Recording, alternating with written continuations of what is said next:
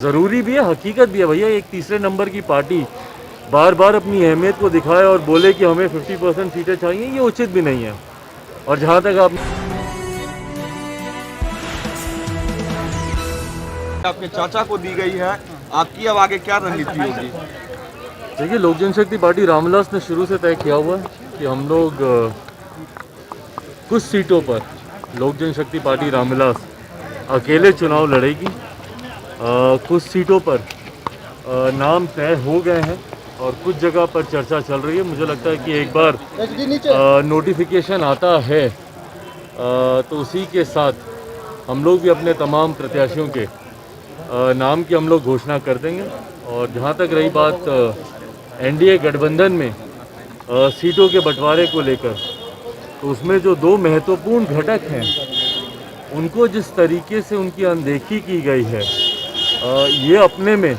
प्रश्न उठाता है कि क्या सही में एनडीए में सब ठीक चल रहा है कि नहीं। साथ ही में जिन घटक दलों को सीटें मिली भी हैं, हमेशा से 50-50 का फॉर्मूला मौजूदा मुख्यमंत्री नीतीश कुमार जी गठबंधन में चाहते थे, पर उस 50-50 के फॉर्मूले के बावजूद अगर मुख्यमंत्री नीतीश कुमार जी को झुकना पड़ा है और जहां पर उनको 50% सीटें उनको नहीं दी गई हैं, एक तरफ 11 और एक तरफ 13, तो ये अपने में दिखाता है कि इस वर्चस्व की लड़ाई में मौजूदा मुख्यमंत्री नीतीश कुमार जी और उनकी पार्टी अब छूटती जा रही है। और भारतीय जनता पार्टी कहीं ना कहीं अपना वर्चस्व, और जो कि ज़रूरी भी है, हकीकत भी है भैया, एक तीसरे नंबर की पार्टी बार बार अपनी अहमियत को दिखाए और बोले कि हमें 50% सीटें चाहिए, ये उचित भी नहीं है। और जहाँ तक आपने मेरे चाचा जी का जिक्र किया, ये भी दिखाता है कि भैया जब हम लोग साथ में थे और हमारे नेता स्वर्गीय रामविलास पासवान जी, जब हम लोग मिलकर चुनाव हम लोग लड़ते थे, तो उस वक्त हम लोग 4 सीटों पर चुनाव लड़ते थे। मौजूदा परिस्थिति में कहीं ना कहीं उनको भी ये दिखाया गया है, बताया गया है कि भैया एक सीट देकर उस गठबंधन में उनकी क्या पोजीशन है, ये भी उनको दिखाया गया। बहरहाल सीटें पाना ही मुझे नहीं लगता कि किसी गठबंधन का लक्ष्य होना चाहिए। अब उनमें से वो कितनी सीटें कौन जीत पाता है, जनता दल यूनाइटेड या बाकी के घटक दलों को जो सीटें भाजपा के द्वारा दी गई है, उसमें से कौन कितनी सीटें जीत पाता है, ये भी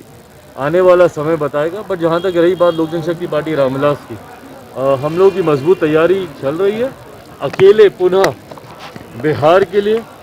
और अपने सिद्धांतों के लिए, अपने विचारों के लिए और हमारे नेता स्वर्गीय रामविलास पासवान जी के विचारों को आगे बढ़ाने के लिए पुनः हम लोगों ने निर्णय लिया है कि हम लोग अकेले रणभूमि में उतरेंगे। उम्मीद करता हूं कि पहले से बेहतर प्रदर्शन हम लोग करेंगे। क्या आपकी रणनीति फिर कैंडिडेट्स को उतारेंगे? देखिए, हम लोगों ने बिना इस सोच के कि जनता दल यूनाइटेड किन सीटों पे लड़ रही है नहीं लड़ रही है, जहाँ पर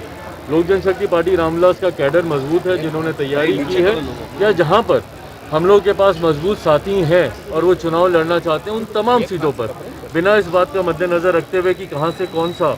दल चुनाव लड़ रहा है नहीं लड़ रहा है, उन तमाम सीटों पर जहाँ पर हम लोग की तैयारी मजबूत है,